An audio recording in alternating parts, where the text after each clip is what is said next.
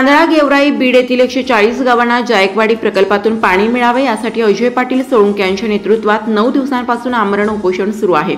आंदोलकांनी पाणीही घेतलेले नाही। आज या उपोषणाला भेट देऊन शेतकऱ्यांच्या कर्जमाफीची, पाण्याची मागणी आणि व्यवस्थेला जाग आणण्याची भूमिका जाहीर करत पाठिंबा दिला। मागण्या लवकर मान्य न झाल्यास तीव्र राज्यव्यापी आंदोलन छेडले जाईल। शेतकऱ्यांना एकटे समजू नये, स्थानिक निवडणुका डोळ्यासमोर ठेवून सत्ताधाऱ्यांनी भान ठेवावे, अन्यथा शेतकरी मतदानावर बहिष्कार टाकू शकतात असा इशारा दिला। ऑल इंडिया पॅन्थर सेनेच्या वतीने जाहीर पाठिंबा। त्याला जर पाणीच नसेल तर त्या जमिनीची किंमत काय? आणि हा सर्वात महत्वाचा मुद्दा घेऊन आंदोलक लढतोय, तर त्याला विचारायला सुद्धा कोणी येत नाही। जेव्हा मी व्हिडिओ काढला, काल मी येतोय उद्या, तेव्हा खासदार पळत आला, तोवर जाणीव नाही झाली। आमदार तुम्ही, खासदार तुम्ही, माणूस मरायला लागला।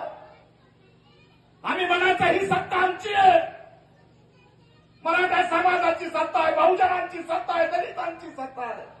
तुम्हाला वाटतं ही सत्ता आपली? कामच्या मुडद्या पडल्यावर तुम्हाला जाग येणार आहे? आम्ही एका जागेवर तर फरून नेल्यावर, आम्हाला माशा लागल्यावरती तुम्हाला जाग येणार आहे का? त्यांना किंमत नाही, माणसांची, शेतकऱ्यांची, दलितांची, कुणाचीच किंमत नाही। येऊन भेटायला काय झालं? घरच्या मागण्या घेऊन माणूस बसलाय का? शेतकऱ्यांसाठी अजय पाटील साळुंके या ठिकाणी उपोषण करतोय, मरायला उभा राहिलाय। आणि त्याला जाऊन तुम्ही विचारू शकत नाही की तुझ्या मागण्या काय? एवढी असणारी निर्दयी व्यवस्था ही झालेली आहे की यांना कुणाची किंमत राहिलेली नाही, माणसाची किंमत नाही। आज 9 दिवस झाला या माणसाने काही खाल्लं नाही, पिलं नाही, काय झालं त्याच्या जीवाला तर कोण जबाबदार आहे? इथं सुद्धा सगळ्यात पुढे येतील आम्हाला श्रद्धांजली व्हायला, पण ते दिवस विसरून जा। आता इथं श्रद्धांजली होणार नाही, आम्ही ताकदीने अजय पाटीलच्या पाठीशी उभा राहू हे सांगायला या ठिकाणी मी आलोय। हे नाटकं चालणार नाही। शेतकऱ्यांची कर्जमाफी देणार होते, काय झालं? आलाय का फोन? पालकमंत्री कोण आहे? अजित पवार पालकमंत्री। तिकडे चाव्या वाटेत फिरले फॉर्च्युनरच्या आमची वैष्णवी मी। लग्नाला जायला आणला वेळ, शेतकऱ्यांच्या मागण्या समजून घ्यायला आणला वेळ नाही। पालकमंत्री आला नाही भेटायला, फोन नाही, विचारपूस नाही पालकमंत्र्याची। कर्जमाफी शेतकऱ्यांची झाली पाहिजे, हा सर्वात मोठा राज्याचा मुद्दा आहे। 140 गावाला पाणी मिळालं पाहिजे, पीक विम्यासंदर्भातला मुद्दा आहे, रोजगार हमी योजनेच्या संदर्भातला मुद्दा आहे। हे सगळे मुद्दे लोकांच्या, जनतेच्या प्रश्नाचे मुद्दे, पण यांना लक्ष द्यायचे नाही। काय आमदार आहे, त्याला काय नाव आहे त्याचं? काय विजय सिंह पंडित, काय आमदार आहे? ते असे जर आमदार असतील तर काय व्हायचं जनतेचं? 10 का 20 किलोमीटर घर असेल, किती असेल? 15 किलोमीटर घर असेल या विजय सिंह पंडितचं। आमदार झाला या मतदारसंघाचा, आणि 9 दिवस झाला आंदोलकाला याला भेटायला वाटत नाही।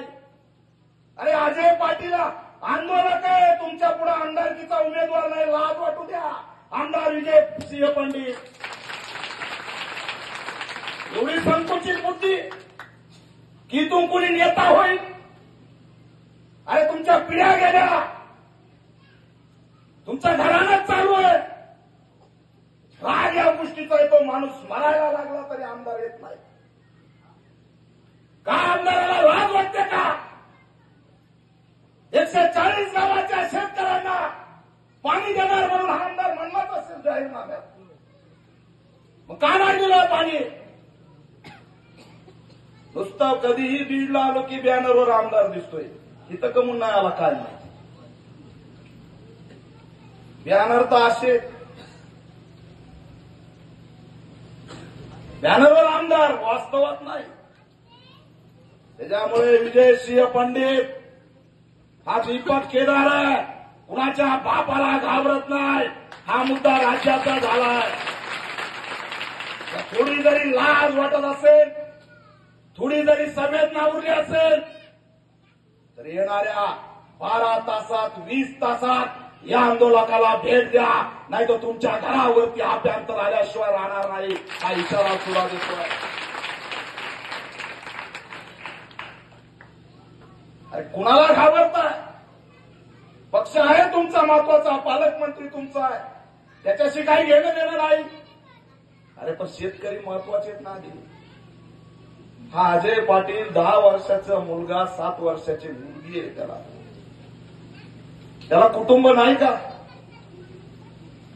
आज तुमच्यासाठी, शेतकऱ्यांसाठी हा माणूस मरायला तयार झाला. या आंदोलकाच्या वेदना कोण समजून घेणार? त्याच्या डोळ्यात स्वप्न नाहीत का कुटुंबासाठी?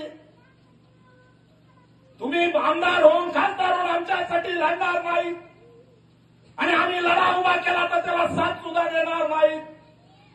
सत्ता तुमची आहे. तुमच्या काळामध्ये ते काय पंडित होते आणि त्यांच्या आजोबा का वडील शिवाजी दादाच्या राहण्यापर्यंत वर पाणी आलं. तिथून पुढं कसं काय बंद झालं? आलं का नाही? तुम्हाला वाटतंय 400 किलोमीटरहून आलं, याला काय माहिती?